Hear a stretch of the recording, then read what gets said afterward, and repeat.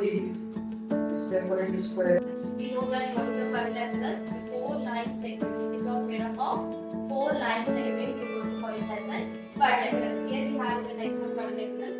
That is a parallelogram, square, trapezium, kite, and. ನಮಸ್ಕಾರ.